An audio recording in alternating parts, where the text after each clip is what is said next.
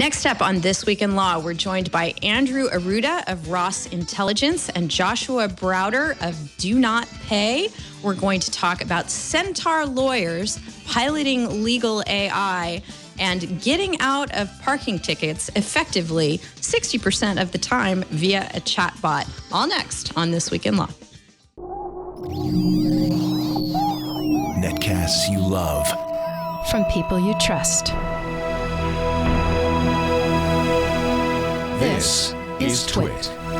Bandwidth for This Week in Law is provided by CashFly at CACHEFLY.com. This is TWiL, This Week in Law with Denise, Howell, Emory, Roane, and Mike Keys. Episode 352, recorded July 15th, 2016. AI, oh my. This episode of This Week in Law is brought to you by Braintree. Looking to set up payments for your business? Braintree gives your app or website a payment solution that accepts just about every payment method with one simple integration. Plus, Braintree will give you the first $50,000 in transactions fee-free. To learn more, visit braintreepayments.com/TWiL. Hi, folks. I'm Denise Howell, and we're so thrilled that you've been able to join us this week for our wonderful legal AI episode of This Week in Law. We have two incredibly fascinating guests joining us this week, along with my co-host, Emory Roane. Hi, Emory. Good to see you. Hey, Denise. How are you doing today? I am super excited to be here today. I think we've got, honestly, a really great show. I do too. And kudos to you for putting these two together in such a fine pairing to talk about legal AI. We'll introduce our really amazing guests here in just a moment, but I want to remind you, in case you're just for the first time tuning into the show, Emory attends California Western School of Law in San Diego, where he is not walking off any cliffs in search of Pokemon. He has worked, is working with, or is about to work with New Media Rights, the Privacy Rights Clearinghouse, EFF, and of course, us right here at This Week in Law. So great to have you back this week, Emory. Thanks for having me, as always. All right. Now we have two wonderful, fascinating, we can't wait to pick their brains guests, both working at the forefront of AI when it comes to the law.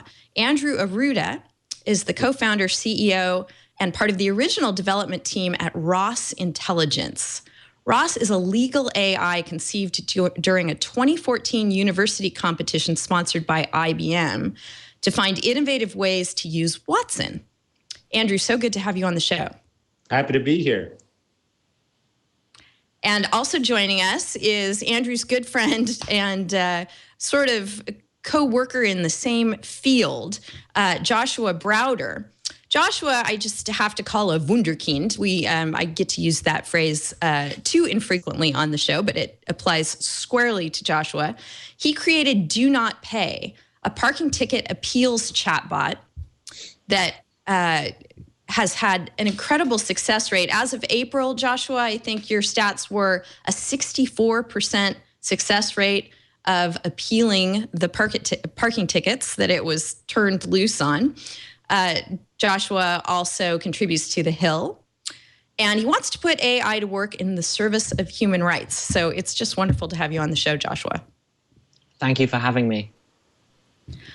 Let's get right into it and talk about how robots are going to change the way law is practiced, the way you interact with the law, and possibly areas beyond the law.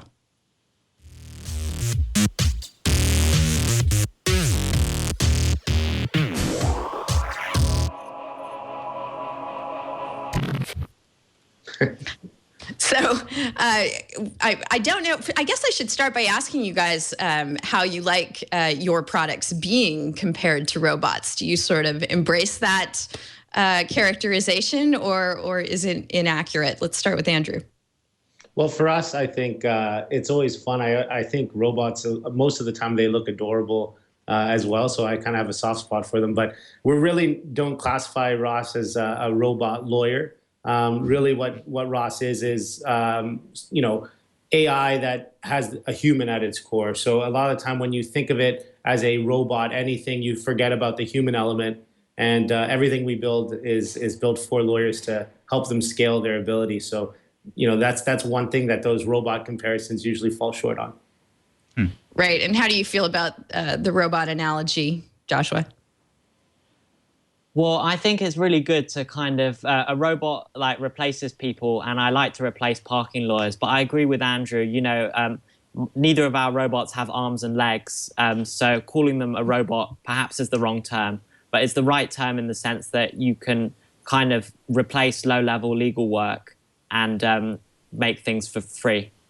Well, I think that's sort of an interesting point here right off the bat. I know that, Andrew, you try to, I don't know if shy away from the term is correct, but you definitely sort of cast this as, a hybrid between AI and lawyers. But Joshua, I think that you are sort of unabashed about the idea that this is certainly going to be replacing some lawyers. I guess to continue on that question, how do you guys feel about that? Well, let's back it up. I think that part of the answer to that question has to do with the difference between your two products/services. Ross Intelligence does one thing and DoNotPay does another. So why don't you start by telling us, in your own words as founders and developers, what each of them do? Tell us about Ross, Andrew. Yeah, so what Ross does is really what we're trying to ensure is that lawyers can get from question to answer in terms of their legal research efficiently. So we've built a system. It's an AI assistant for human lawyers. They essentially kind of have a conversation with the law. So they don't keyword search, Boolean search is gone. They ask their questions like they would a human colleague. And what Ross does is it surfaces the direct passages of law that best answers their question. And so that's one part of what we do. The second part of what we do is the machine learning aspect, where the lawyers who use Ross actually upvote and downvote Ross's passages accordingly. And so the amazing thing about Ross is that it's always getting smarter. So every day that a lawyer logs in, it's smarter than the day it was before. Okay, and tell us about DoNotPay, Joshua. DoNotPay is a chatbot to help people with their low-level legal problems, for example, parking tickets or delayed flights. And the way it works is it asks a few questions and users can answer in their own words. For example, it will ask, what was wrong with your parking ticket? Once it knows the issue with things like parking tickets, it will take down a few details, such as the road name where you got the ticket, and then place these details into a generic challenge letter, which you can send to the local authorities. Right. So right off the bat, we've got a couple of similar kinds of services, but tackling very different parts of the legal process. DoNotPay seems like a very limited, targeted kind of product service. It's only going to do one thing. It's going to do it really well because it does that one thing and continues learning. And Ross casts a far wider net and would look down its virtual nose, I think, at appealing parking tickets. Does that sound accurate, Andrew? I don't know about that. But the last part. But I do think they're kind of different services for sure. And what I really like about what DoNotPay is doing is, a lot of the time, folks, when you get a parking ticket, it's not an incredibly large amount, but it's enough that means, dinner, or, that means a whole bunch of things. And so to go and get a lawyer to appeal that, sometimes it might cost more than the ticket itself. And so, I really like that we're immediately seeing AI come in and helping folks there. And then what we're doing with AI is allowing lawyers to be able to cut down on a lot of that inefficient upfront grunt work that they have to do, which allows them to actually help clients quicker and actually more efficiently. So in both cases, what you're seeing is that AI isn't really taking away, but really enabling access to justice. And so sometimes when you get the robot analysis, or you get like folks thinking about some sort of an AI Armageddon, it's kind of a lot of that stuff comes from sci-fi. And really what AI is doing is helping a lot of folks.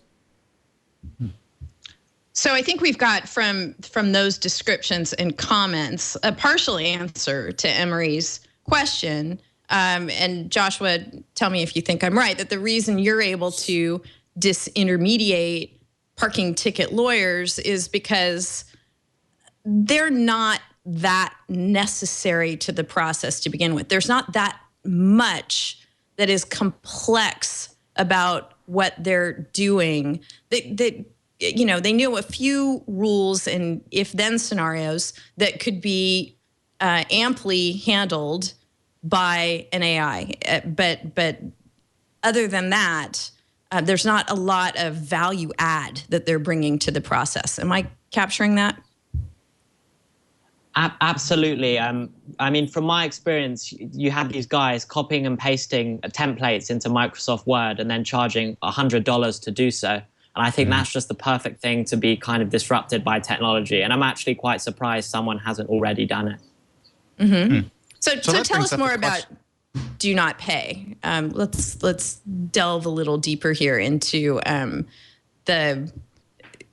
the reason that you decided that this was a necessary thing. You began to answer that a minute ago, that this was the kind of area where lawyers aren't really necessary to help people carry out their legal rights, correct?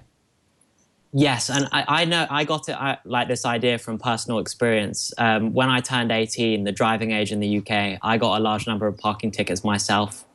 And out of necessity, I had to figure out how to fight these tickets because I didn't have the money to pay. And one route was through these lawyers who obviously I couldn't afford either. And I looked at the work that they were doing, and it seemed, as you said, just to be very formulaic. And I thought it would be such a great idea to create a bot that could replace them for free. So that brings up my question. I mean, on the spectrum of artificial intelligences, I know that obviously Ross is using IBM's Watson that has, made national news for beating Jeopardy. It's very complex natural language processing. Black box magic going on there. But on the other side, we have, old school chatbots like Eliza and Cleverbot. Where on that spectrum does chatbot reside? And my follow-up then is, if it's really close to the Cleverbot side of the spectrum, does that mean that this sort of model can be expanded to other areas of the law outside of parking tickets and flight delays? Yes, so it's definitely on the Cleverbot side. And basically, it's quite simple AI, and I think it's quite powerful almost how simple what one can do with such simple AI. The challenge for me was understanding what a user has said. For example, there are a million ways to say, I got a parking ticket, or the parking bay was too small. And through this kind of Cleverbot AI, I figured out how to translate that into a defense that the bot can take and generate. So is this, does the chatbot or the DoNotPay bot rather, does that rely on some kind of like government API to interface with the law? Or, I mean, is this literally just you're taking documents and interpreting what the users are saying in the chat and then just putting it in the old documents and submitting it by email? It depends on the jurisdiction. The chatbot currently works in the entirety of the UK and New York City. In some UK areas, it will actually send the appeal automatically, not through a government API because they don't exist, but kind of through brute force from one website to another. However, I haven't managed to accomplish that in New York City, and there are all sorts of legal issues with doing that because it could be considered hacking. So I'm very kind of thoughtful about doing that. But yes. Could you go into some of those other legal difficulties that you've run into?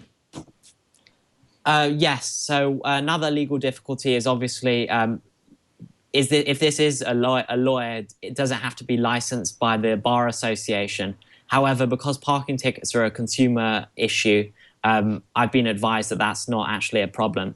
However, I really love reading these kind of interpretations of why DoNotPay should not exist for regulatory reasons.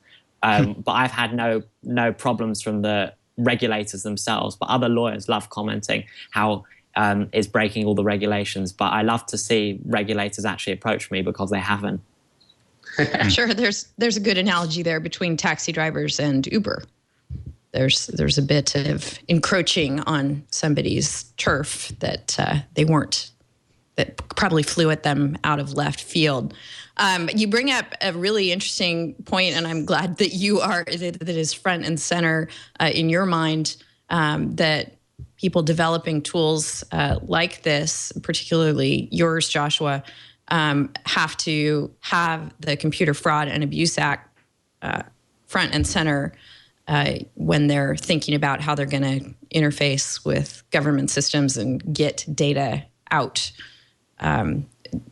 What sort of precautions are you taking to make sure that you're not crossing that line into hacking?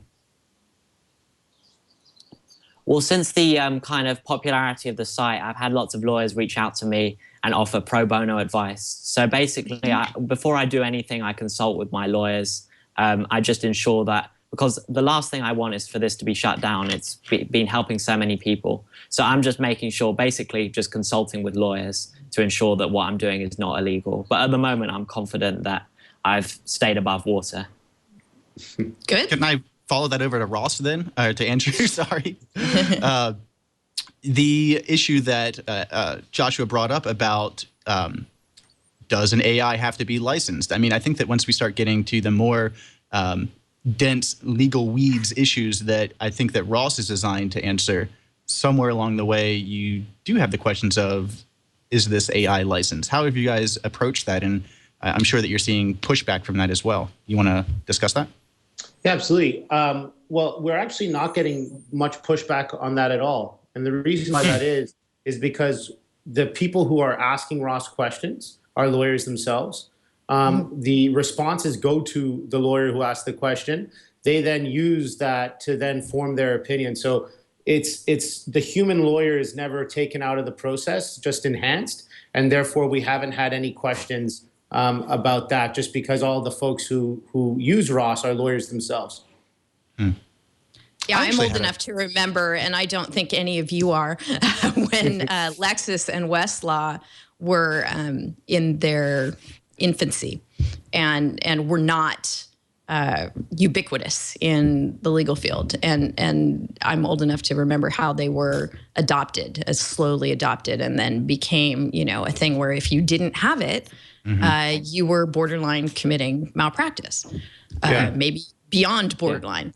That and electronic calendaring systems, electronic case management, tracking, all that kind of stuff. There are now things that routinely law firm administrators tick off on a box when they're signing up to renew their insurance. And if you have them, you are rated one way. And if you don't have them, you are rated another. And I very much see this as a similar scenario where Ross or something like it to assemble information for attorneys to analyze will become a standard of practice kind of consideration. So good for you, Andrew, for getting in on this at this time and pushing it forward. One question I've had as I look at this and ponder how it might work is what sort of sources you are drawing from. I don't know if that's proprietary and you can't tell us, but I mentioned Lexis and Westlaw, which are sort of the juggernauts of legal research, online electronic legal research. Does Ross draw on those and others? And is it an extension of the tools that a law firm is already using, I guess is my question.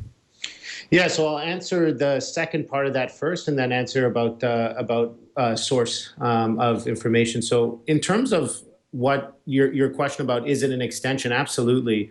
Here's the thing, legal research itself, really we're limited by two main sources. So we could use Westlaw or Lexis. And the thing about that is the way that they surface their information. If you have an alternative, which is Ross, which is built in an entirely different way, which allows you to see other perspectives and be able to do research a lot more efficiently, the question becomes, are you doing your client a disservice for not using a service that offers what we do? And so I think that there's definitely going to be a bit of that. And I don't think just about Ross. I think when it comes to legal technology generally, there's a lot of moves and you see some bar associations already passing kind of ethical obligations for their lawyers to stay up to date with the latest offerings in technology in order to do and provide their clients with the best service. As for what we've done, we built Ross initially using publicly available data. But as we progressed, we saw that to be able to clean that and kind of continue to gather that was kind of a bit of a mess. And so what we did is we actually have since formed a partnership with a legal publisher. We haven't announced which, but that's how right now we are getting our data from a publisher. I have a question, actually. This brings up the logistics of what using ROS is like. When I saw criticisms, first off, that I've heard criticisms from some lawyers that swear by Westlaw and Lexis, that natural language searching simply isn't the best way of finding data or finding the right research for legal issues, that these people swear by complex Boolean searches with Westlaw. And my follow-up question then was, when a lawyer is asking ROS a question, are they doing legal research or are they avoiding it? Is ROS giving them an answer when, simply how is it presented to them? Do they ask a question and it says, ding, this is the answer? Or what does that look like?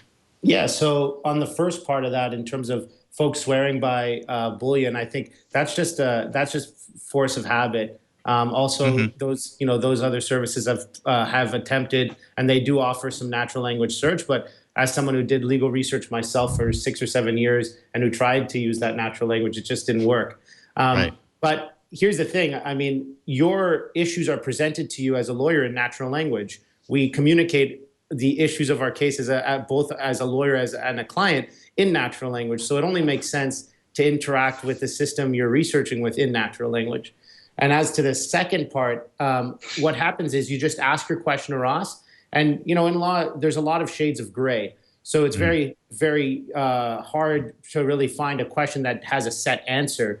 And actually, that's really why machine learning excels, because what machine learning enables you to do is actually see all the different shades of gray.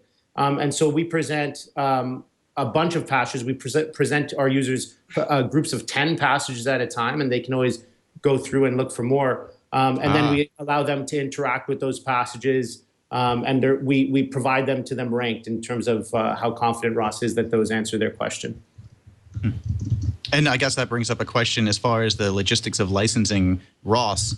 Is this, are firms going to have to buy a Howell 9000 ROS for their corner office, or is this a web service that anyone can log into? And if it is a web service, how does that scale? Yeah, so it's a subscription-based web service. And how it scales is very simply, we started in bankruptcy law. We're going to be going into a couple other areas. And what's great is, we formed great partnerships and commercial partnerships with various law firms. And so as we continue to release ROS on different areas of law, we have avenues and folks who are waiting for ROS in different areas. So we're really looking forward to not only spreading across the practice areas here in the United States, but all common law jurisdictions and then eventually civil as well, so that every lawyer in the world has access to ROS on their team. So I know that, Joshua, your goal is to basically have every person have access to the law, or at least have the ability to work with it. I've heard, actually, Ross or Andrew, you've said that a lot, or one of the driving forces behind the reason why you made ROS is also the sort of lack of the disparity between how many people have access to the law and how many don't. So is there a plan? Obviously, Joshua, your plan on the future is for everyone to have this. Is that on the roadmap as well for ROS? Should we be, 10 years down the line, be able to pull out our phone when we get into a car accident and ask ROS how to best handle this? Certainly not what we're thinking about. Really what we're focused on is equipping lawyers with tools so that what you would be able to do is actually call a lawyer in that situation who is affordable and who can efficiently give you an answer right on the spot using ROS.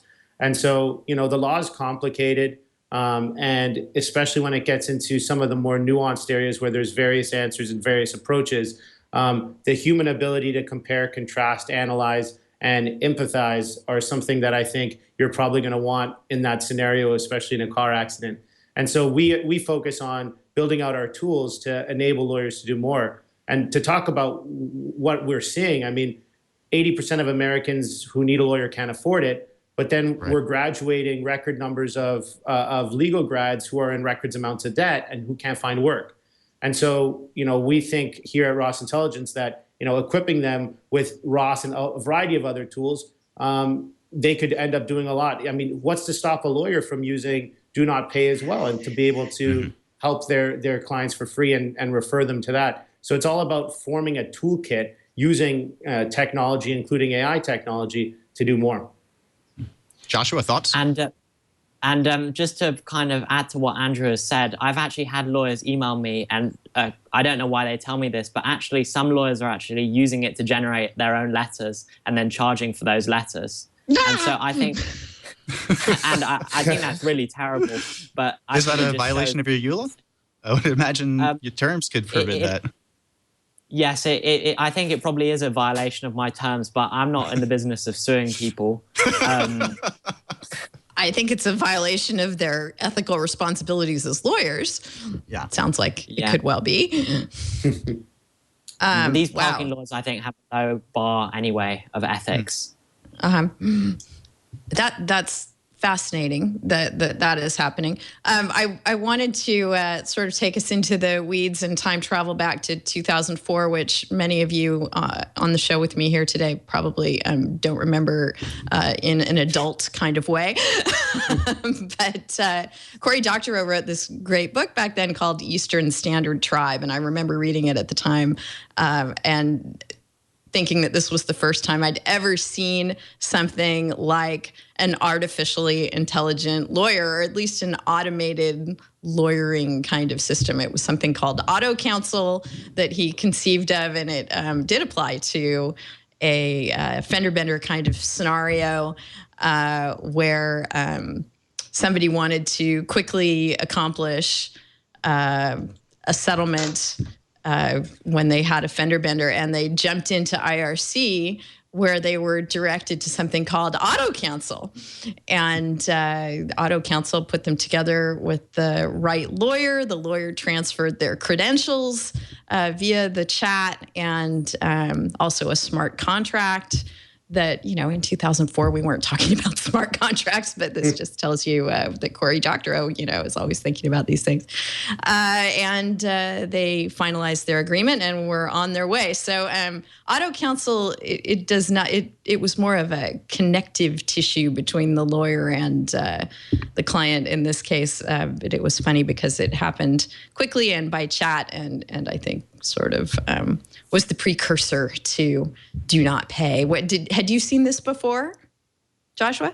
I'd heard of this vaguely, but I thought DoNotPay was kind of the first legal chatbot, but it's quite surprising to see this actually. I think the difference between this and auto counsel is that there's a human element with the lawyer on the other end. Right. It was more sort of a let's sign you up as a client kind of tool, and then I'll take it from there. And I'm sure, the implication was that things were just a good deal more automated in the world of the book. And I'm sure it would have proceeded apace from that point. That was all we got about auto counsel in the book, but it always struck me as fascinating. And 12 years ago, we're now seeing it play out in real life. It's really cool. On the theme of the most people having the most access and bringing costs down, if I understood you correctly, Andrew, right now the sources that Ross is drawing from are Westlaw and Lexis, correct? No. So we haven't announced the publisher we're working with. Oh, okay. Got it. So it is an unannounced publisher. I was just wondering, I saw, and congratulations that you were on the list of the Fast Case 50 this year. Always a great list of people innovating in the legal field. And Fast Case is a competitor, kind of upstart to Lexis and Westlaw. So was just wondering, depending on the law firm or the lawyer, I am now a sole practitioner, so I, would not have access to the huge kinds of scaled tools that big law firms have. Mm-hmm.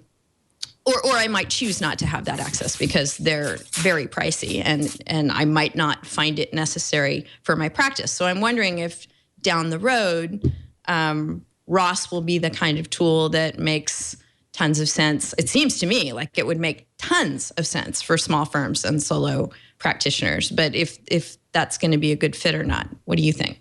Yeah, so I got my start working at a very small law firm, actually, about 4 lawyers. And I worked there I worked there to pay for my way through college and law school. And eventually, after my call to the bar there up in Ontario, I ended up getting involved in founding Ross, so didn't get to practice for more than a few days. But why I bring that up is during the time that we were developing Ross, we all very much thought that it was going to be something that solo and small law firms really love. And the reason for that is when I was involved on a matter and I saw a very large law firm, listed as opposing counsel, I knew that they had a ton of resources, and I knew that they had, 10, 15 associates in that particular practice area who could spend those hours opening up all 1,000 links in Lexis or Westlaw, reading through those cases and trying to find the passages that best help their client. And so what Ross does is really actually automate that process and really even the playing field. But what we quickly saw as we continued to move forward with Ross is that large law firms really loved it because right now clients have been really pushing back on costs coming out of 2008. And one of the areas they push back on most strongly is actually legal research. And so Ross allows you to still deliver the same great quality, but a lot without spending a lot of that time on a task that actually law firms are really having a hard time billing for.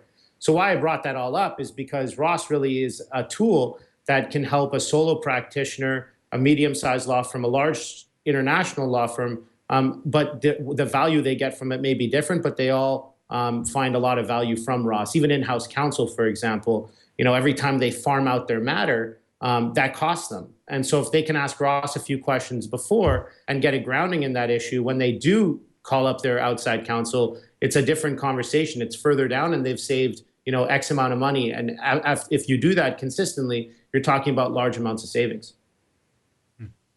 Is it a little bit like when you go to the doctor, having done research on your own on the internet about whatever medical condition might be wrong with you, though? I mean, is it a little dangerous to try and make decisions without the judgment to go along with it and the training and the education?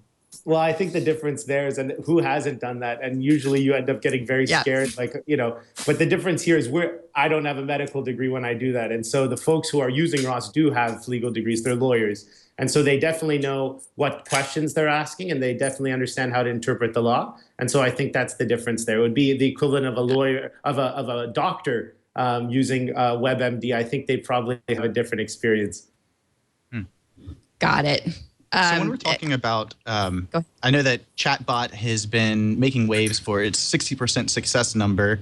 I'm thinking, this is the line of thoughts that I'm thinking. But first off, I was thinking, well, does Ross have any competitors? Are there any other people that are trying to make AIs that also do legal research? And presumably, if there was, they would come up with different results necessarily from Ross.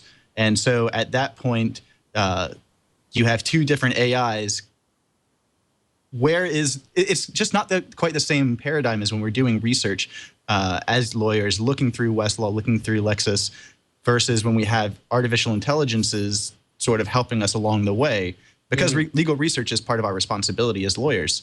So I'm not getting a question at the end of this sentence here, but I'm going to put it there and hand it to you on a platter and say, what do you take from that? I got you. I think first of all, competitor-wise, right now, we're pretty well situated in what we're doing because really we're not just going to stop at legal research. We're going to continue building an entire suite of AI assistants that help lawyers in a variety of different tasks, putting together documents, contract review, a whole bunch of stuff that is on the horizon.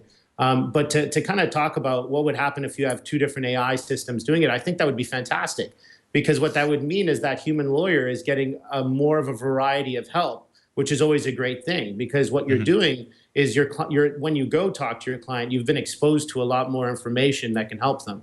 In terms of the best way to see how Ross is performing is a couple ways. Well, one, all the lawyers who use Ross actually upvote and downvote, so we can track that. But the other thing we love doing is, getting the question that a lawyer has, and we tell them, hey, why don't you try using the old systems first, time yourself on how long it takes for you to get a good answer on it, and then ask Ross the same question and see how long it takes for you to get to the kind of that same point in your research. And we're seeing a pretty dramatic difference where, to get together the different passages using the older systems, it could take you hours. But with Ross, if the passages you end up finding are in the top 10 or 20 results. And so, it's saving lawyers a very large sum of time, and it's actually easy to track its performance doing that, kind of like just doing a comparison between the old methodology and using Ross. And of course, timing it. And I think that's very important because, there's no doubt that you can get the same passages using Lexis and Westlaw. That's what we've been relying on for many years. It's just a matter of how long it takes and the easeability of that. And I did legal research, and printing out a bunch of cases and reading those was something that I never really looked forward to. Wow, hearing Andrew talk through that, Joshua, I may have to recant my earlier statement about the lawyers who've gotten in touch with you talking about DoNotPay. They're using it to assist their clients and charging them for it. Maybe they're just being more efficient lawyers. Well, they may well be more efficient in their in a personal sense, but the fact that they're still charging people when someone can log into the service and do it for free. But I think there's an important distinction here. I'm trying to help people with low-level consumer tasks, which previously they would have to look up for hours on these consumer rights websites or hire a lawyer $100 to do themselves. And so there's a really big distinction between kind of sophisticated law, which I think Andrew is working on, and these low-level tasks like flight delay compensation and parking tickets. Yes, I definitely get the distinction that you're drawing there. We are here talking with Joshua Browder and Andrew Arruda about Ross Intelligence and DoNotPay. We're going to be back in just a moment, but first we're going to thank our sponsor for this episode of This Week in Law, which is Braintree. If you're looking to set up payments for your business, Braintree gives your app or website a payment solution that accepts just about every payment with one single integration. It's code for easy mobile payments. Maybe you're working on the next Uber, Airbnb, or GitHub. Then why not use the same simple payment solution that helped them become what they are today? Braintree makes mobile payments so fast, easy, and seamless, it's almost magical. Add it to your app with just a few lines of code, and you're instantly ready to accept Apple Pay, Android Pay, PayPal, Venmo, credit cards, even Bitcoin. And if some other way to pay comes along, Braintree will support it too. Braintree's fast payouts and continuous support mean you'll always be ready, whether you're earning your first dollar or your billionth. See fewer abandoned carts and more sales with Braintree's best-in-class mobile checkout experience. Braintree gives you a full stack payment solution, support for all payment types your customers might want, single integration across all platforms with superior fraud protection, customer service, and fast payouts. To check it out for yourself, visit braintreepayments.com/TWiL. Thank you so much, Braintree, for your support of This Week in Law. Joshua, question for you about DoNotPay and what it looks like on the user side. Is it an app? Is it a website? How do people interact with the chatbot? It's a chatbot, and it can be accessed at the moment by going to donotpay.co.uk. I'm trying to integrate it with other platforms, for example, Facebook and Twitter. And I'm not looking to kind of favor one platform over the other. So at the moment, it's on the website, but very soon, hopefully, it will be right within your Messenger app. Great. And similar question to you, Andrew. How are lawyers using Ross actually interacting with the AI? What does it look like to them? What devices can they do it from? Yeah, so it's anywhere that you can access the internet. So it's a web-based program. Ross, you can use it on your mobile. You can use it on your iPad. You can use it on your desktop. So you just you're off and running in pretty much minutes. Wow. Great. So from the field, that's very cool. Yeah. It's sometimes what we're hearing is you could be in a meeting or whatnot. You get a question, you just ask your question to Ross. We originally started with having it voice enabled, so you could just actually literally talk to it. But then we quickly, law firms are quieter environments, so most of the users actually type it in. I can't think of much things worse than listening to like a hello Microsoft Sam voice reading off some case briefs. Yes, and I think we'll make AI to go our first MCLE passphrase for this episode of This Week in Law in honor of both systems that we're discussing here today. Getting back to a question that Emory had earlier, Andrew, about the role of Boolean search in operating AI. Although the lawyers who interact with Ross are using natural language, somewhere inside the black box, is there Boolean logic going on to extract the results? No.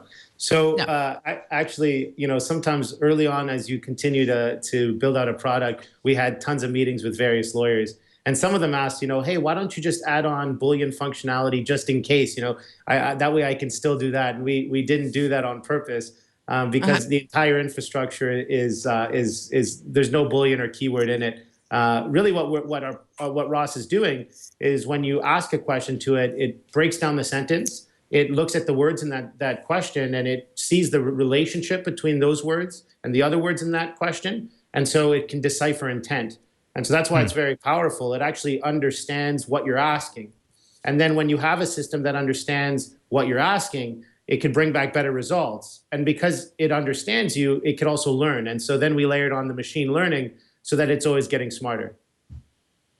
Right. Machine learning, I think, is involved in both products we're talking about here. So I'd like both of you to kind of explain a little bit more how that develops over time. It sounds almost like in Ross's case, from something you said earlier, Andrew, that once results have been presented, the lawyers getting those results have the opportunity to rate how good they are. How fine-grained is that rating? How does that work?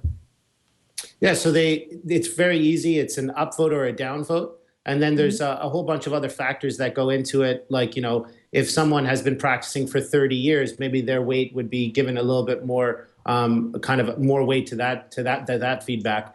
And that's kind of the more on the unsupervised side, whereas, what you have is Ross in the field taking this feedback and getting smarter. But we also have a team internally that is also doing something with machine learning called supervised training, which is a more hands-on way of teaching an AI system. So we use machine learning, and we both have supervised and unsupervised processes to have Ross continue to get smarter. So I'm sorry, I'm just a little confused here about what this process looks like when, let's say I have a client that comes in with a very specific bankruptcy case or bankruptcy issue. I happen to know generally the area of the law. Would I turn to Ross and write out my client's case, or would I ask them what is the relevant law, or how does that? So you would just ask the question as it showed up. So say, for example, it's like, well, I'm not sure if this qualifies as set off or recoupment, for example. You'd be like, well, that's a good question. So you would just boot up Ross and say, what is the difference between set off and recoupment? And what Ross will do is it'll go through all of the case law and the legislation in that area and bring you back the different passages of law that best answer that question. So you can get really granular. You can even ask, Ross is what we call jurisdictionally aware. And what that means is you don't even have to click boxes anymore as to where you are and what law you want back. You can just say it in your question. So you can ask a question and then say, can student loan debt be discharged in bankruptcy in Arizona or in the Ninth Circuit? And automatically Ross will filter its results for you and show you at the top all the different areas that it added on based on the fact you said what jurisdiction you wanted to search within. It's very intuitive. That is so cool. When are you guys going to be in law schools, taking the place of Westlaw and Lexis boot camps? Well, hopefully very shortly. We have a few things in motion actually with some law schools. So we're excited about that. And we're also excited about offering Ross for free to legal aid clinics, as well as, different organizations that can benefit from it. As we continue to add on more areas, we look forward to having a system that is affordable, whether you're a solo to a large law firm, like I already said, but also offering it for free for deserving organizations. That is absolutely incredible. That's awesome. Yeah, Yeah, and that's, I mean, again, I remember when Lexis and Westlaw were just starting to gain traction in law firms, and part of the way they gained it was to it was completely free, and I'm sure it still is for law students. So, you know, they got used to doing research in one way that didn't involve paper books, and the legal profession pretty much had to pay attention because that's how people had been educated to do research. I guess that's a good question for you, Andrew, is paper books still exist in law firms, and people still occasionally pull them down off the shelf, oftentimes just to read a case. I don't know, the days of trying to go through head notes and track through research that way are probably not still with us, except in very, very small supply. Do you think that Ross and paper books and the online services that exist today will all coexist? I think for the short term, I think the goal for us is similar to what you saw with Netflix. Eventually, we want to be able to do everything start to finish so that we're the only service available that you would want to use. Mm-hmm. Joshua, we talked about pushback from lawyers who your service is disintermediating. I wonder, it can't be terribly popular with the city governments of London and New York and wherever else you're going to roll out, because you're concretely diminishing their revenue. Have you had any conversations along those lines? No direct conversations, but it's worth mentioning that they absolutely hate me. And the reason I know that is because on the back end, I can see who signs up for the website. And every jurisdiction in the UK, we have 200, they're called councils, 200 sub-jurisdictions, and every single one has signed up. They try and poke holes in the robot, try and find what exactly it's generating. And I think what they're trying to do is find out exactly what the site produces so that they can be harsher on those in their appeals. But I've found my own ways around that. But on the national level, loads of government officials have actually been very supportive, but the local governments really don't like me. Yes, I don't foresee that changing for you anytime soon. Hey, I understand, Joshua, that you need to go. We're going to continue doing the show for another 15 minutes or so with Andrew, but I just want to thank you so much, Joshua, for joining us today. Pick your brain as to anything else that you wanted to get out today that you haven't been able to mention to our viewers and listeners about DoNotPay, about anything else you're working on, just things for people to keep their eyes on before we let you go. No, but just I'm really looking forward to expand to other areas of the law. Over the summer, I'm working on the refugee crisis in Europe to try and help Syrian refugees claim asylum in the UK. So that's very exciting. But thank you so much for having me on. It's been really a pleasure to speak to you and Andrew. And yeah, thank you. Thank you so much. Really, really great stuff. And congratulations on the great work you've done and will continue to do. Okay, bye-bye. Bye-bye. All right. Let's see. What shall we turn to along the lines of Ross? Let's talk about centaur lawyers. This is something that you've talked about in many interviews, and it comes from the concept of centaur chess.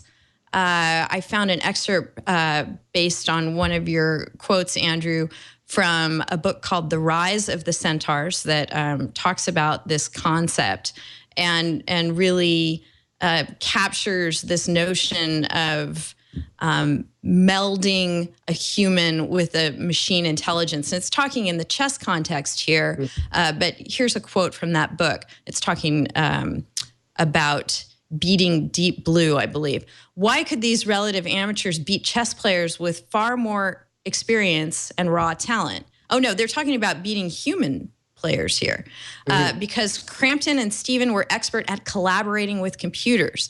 They knew when to rely on human smarts and when to rely on the machine's advice. Working at rapid speed, these games too were limited to 60 minutes. They would brainstorm moves, then check to see what the computer thought, while also scouring databases to see if the strategy had occurred in previous games. They used 3 different computers simultaneously, running 5 different pieces of software. That way they could cross-check whether different programs agreed on the same move. but they wouldn't simply accept what the machine accepted, nor would they merely mimic old games. They selected moves that were low rated by the computer if they thought they would rattle their opponents psychologically. So that seems like a really good analogy for what you might be able to accomplish with Ross. Like, how cool is that passage? I really love it. Our CTO actually recently, I think, tweeted that out as well. And so that's something that you're going to see in law. And if you notice in that passage, it does such a great job, because what it's showing is you have multiple systems that can help you. You're using multiple systems and you're making the best decision. But the very, at the end, when they said to rattle the psyche of their opponents, really what that means is that there is still that human kind of component that is just wonderful. And so to have all those systems working together with those humans, they ended up beating experts. And so imagine what you can do as you kind of build out that toolkit in your practice. You're going to be able to do a lot more for your client. And I think that's really exciting. I know we just lost Joshua, and I know obviously that, Andrew, you are really focused on the Centaur lawyer.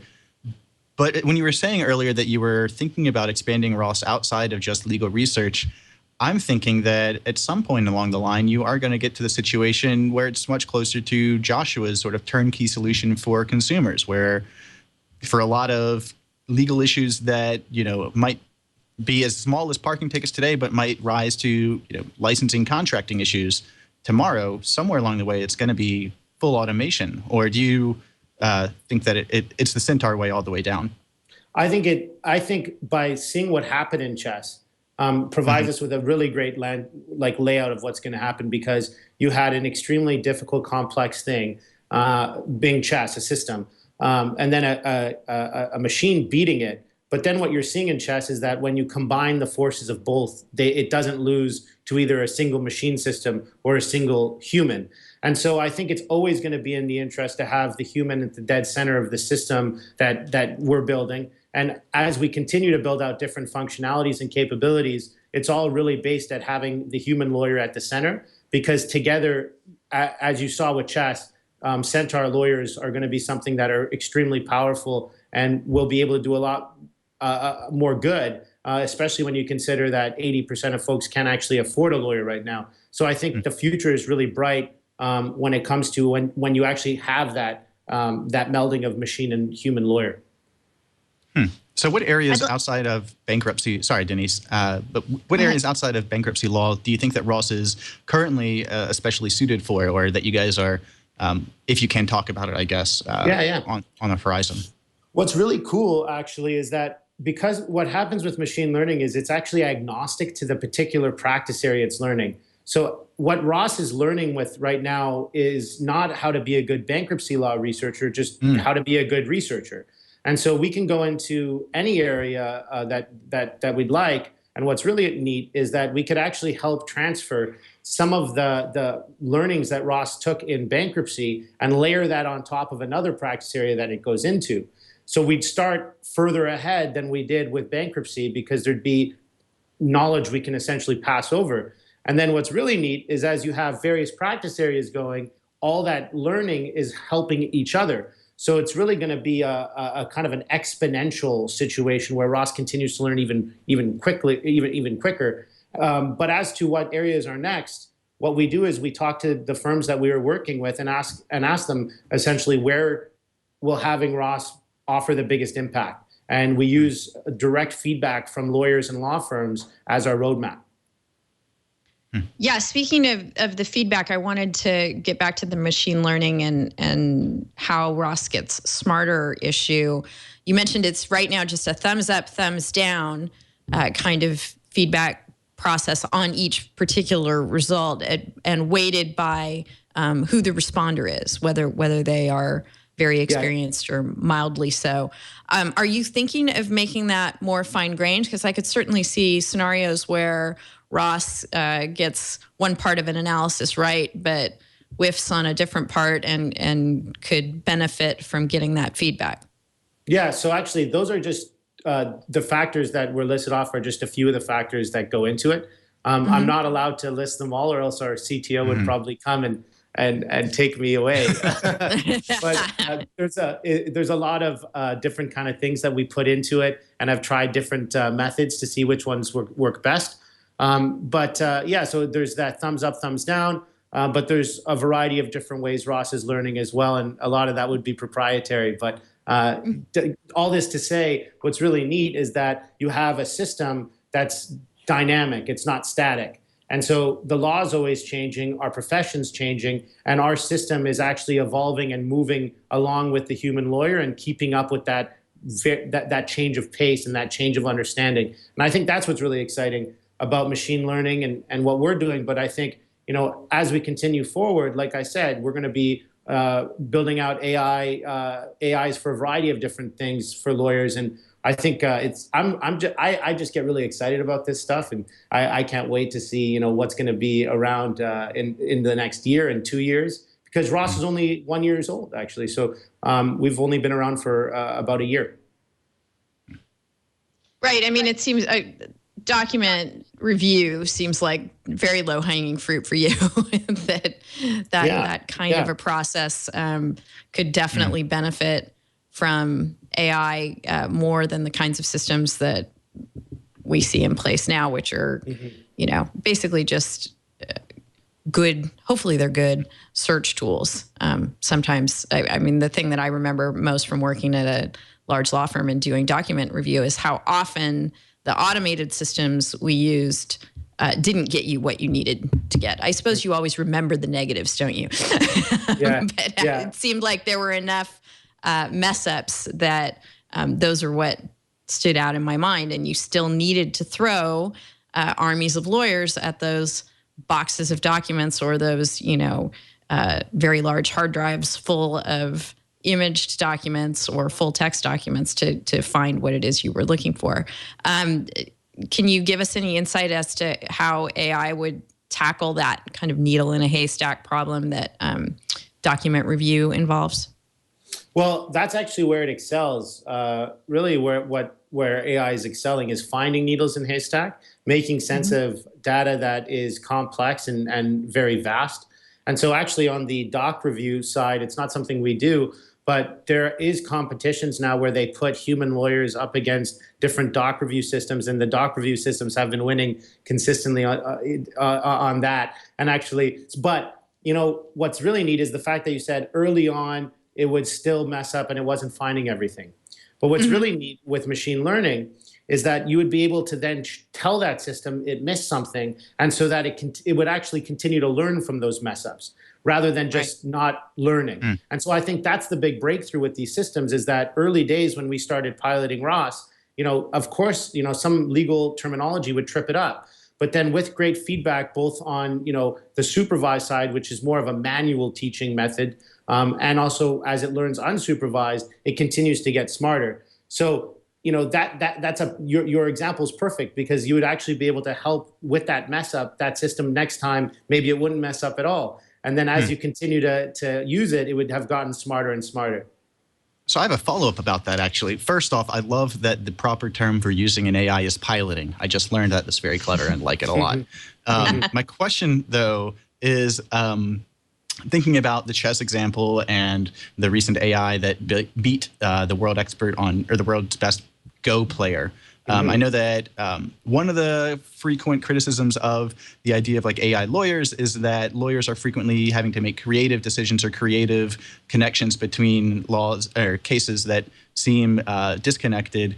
And obviously that is Ross's main strength.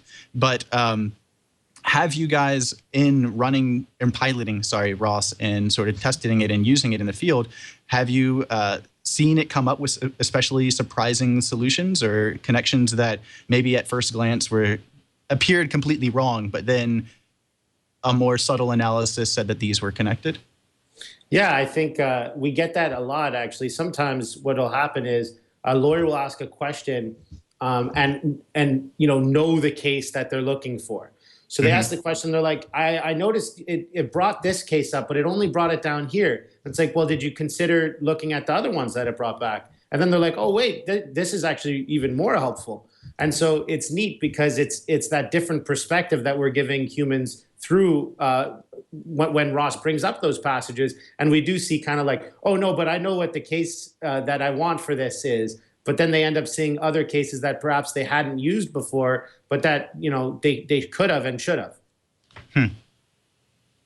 Andrew, question for you about, again, getting to Ross's sources and how it handles different inputs that it gets. We have in the United States a couple of different ways that law gets handed to us and then has to be applied in specific cases. We get statutory law, the laws that are actually enacted by state and the federal government, and you can get out into the weeds as to applying the statutory law, what the statutes actually mean. And then you get case law, which develops over time and is complicated, and I think is by and large what you have been discussing today, yes. What you've been having in the back of your mind as we've been talking about Ross. So can you speak for just a moment to the difference, how Ross handles those two kinds of sources differently?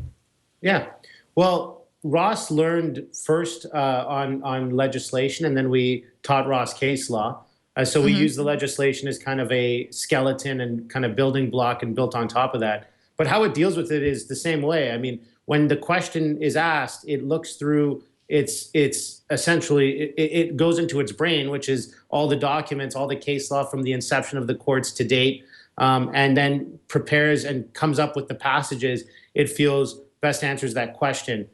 So it handles both, which is pretty exciting. And I think, you know, the other really neat thing we've done is the law is always changing. And we know this, and, you know, we can help lawyers up front with being more efficient, but we wanted to actually do something that no one had done before. And what we have is something called our law monitor. And so after you ask a question to Ross, you can just click a button and have Ross now monitor not a case, but actually the entire legal question you asked. And, you know, as Ross continues to learn, it could push notify you and say, hey, you know, I've been doing some more research and this new passage came up and you should check this out. Yeah, and if a new case comes out, for example, and that's relevant enough, it'll alert you to that as well. So it's not just helping you up front, but also helping you around the clock. And I think that's really neat. That is very neat. Yes, it is. We're going to make Centaur Pilots our second MCLE passphrase for this episode of This Week in Law. If you're wondering what that is, if you are a lawyer or other professional who likes to listen to or watch the show and receive professional credit in your field, that's something we certainly encourage you to do. And for lawyers, we have some more information for you, at least in the U.S., at wiki.twit.tv/thisweekinlaw. You will find there a map of our 50 jurisdictions and how you can go about applying for credit in any of them. Thank you to Franklin Graves, who is listening to the show today, for generating that chart for us. Hi, Franklin. I see you there in IRC. We're going to go ahead and bring this very interesting show in for a landing, lighten things up a little bit with our animal selfie of the week for you.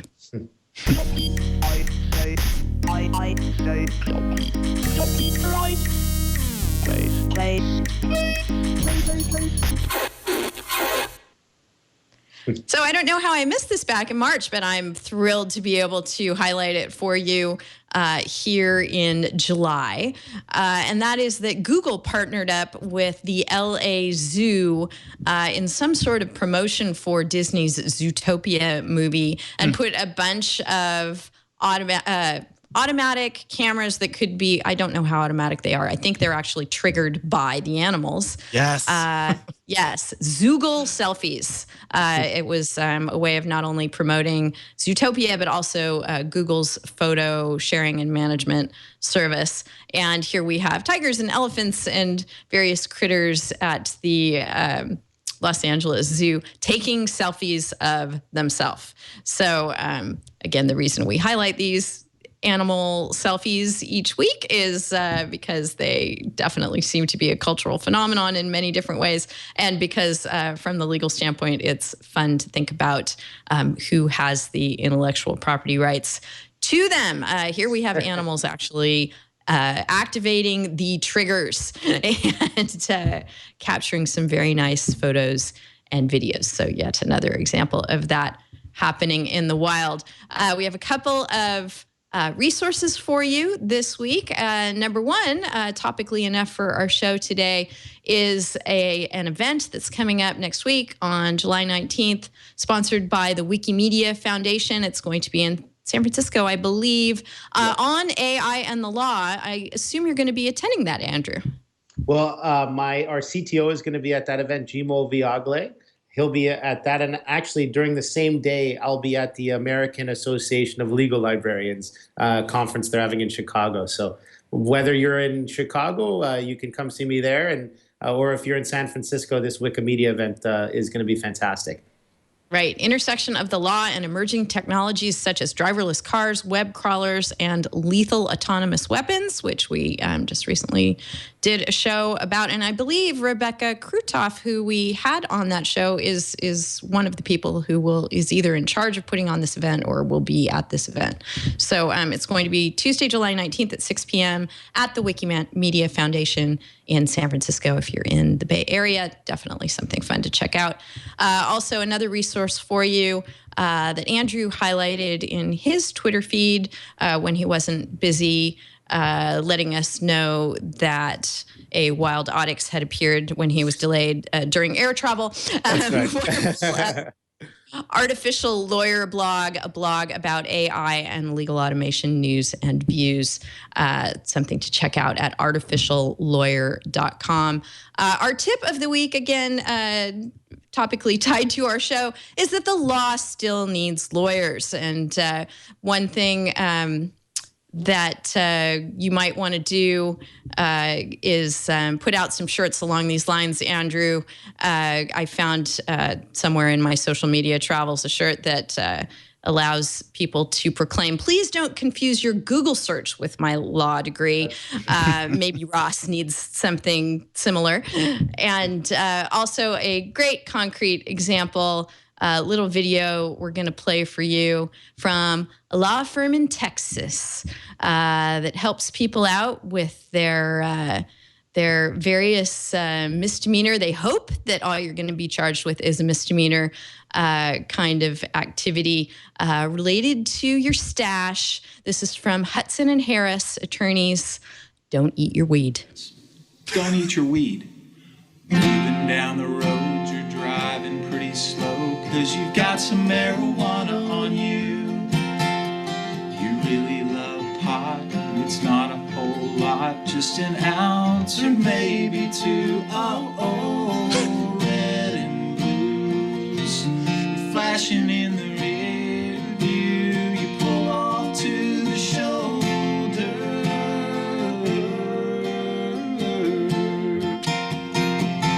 No, please don't eat your weed, 'cause it's only a class B misdemeanor.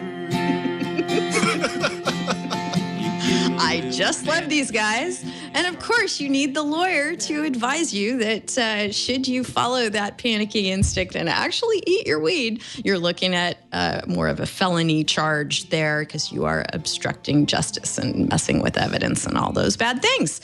So there you go. I don't know how could Ross tell you not to eat your weed?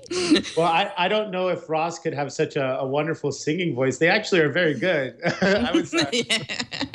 I think they might have gone into the wrong profession. I think so. I just love everything about that. So why the law still needs lawyers is so they can sing you to hopefully just a misdemeanor and not a felony.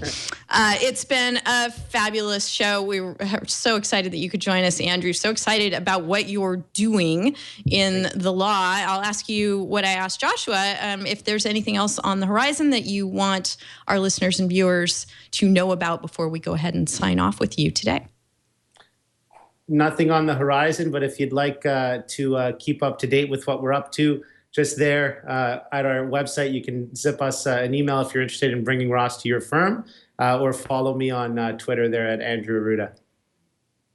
Wonderful. Thank you so much, Andrew, for joining us. Emory, always fun to chat with you. Be safe out there.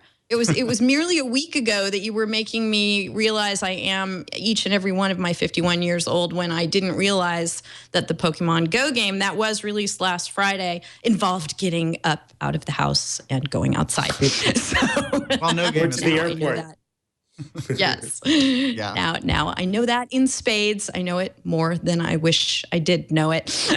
And just as a programming note, we are going to have a Pokemon Go oriented show next week. Remind me who our guests are again, Emory, who are going to show up for that. Oh, I'm sorry. Well, we have. I'm sorry. Actually, I need to pull that up. I don't want to misspeak anyone's name. I know. We've some great people, and their names are not on the tip of my tongue. I'm sorry, didn't mean to sandbag you with that. Tiffany Lee is one of them. I remember that. Yeah. And Derek, what is Derek's last name? He's coming. This is awful. I'm sorry. No. I put you on the spot. Derek, I found on Twitter. Derek Muller. Yes, Derek Muller. He's a professor at Pepperdine and someone who had been playing Ingress for a long time and considering all the legal issues related to it. And so he and Tiffany are going to come on and help us grok this new phenomenon more thoroughly on the privacy front and liability front on any number of levels. So that will be next week. The 22nd, if you'd like to tune in for that. If you can tell the Raichu outside your house to wait a little longer, that you'll watch it after the show, you can join us next week for that. And you can join us each and every week at 11 o'clock on Fridays. That's when we record the show live, 11 PT, 1800 UTC. If you go to twit.tv, that's what will be on then. But don't worry, if you can't join us in that particular window of time, you can go to our site at twit.tv/TWiL. The entire archive of This Week in Law episodes is there. There's also tons of information there about how you can enjoy the show on whatever device you would like, wherever you would like to enjoy it. So we encourage you to settle back, dig into the archives, enjoy This Week in Law however it makes sense for you. Certainly wandering around in the world, catching Pokemon, we would love to be your soundtrack for that. So this has just been a great, wonderful time, glimpse into the future. Thank you so much, Andrew. Thank you so much, Joshua Browder, who joined us as well. We will see you next time on This Week in Law. Take care.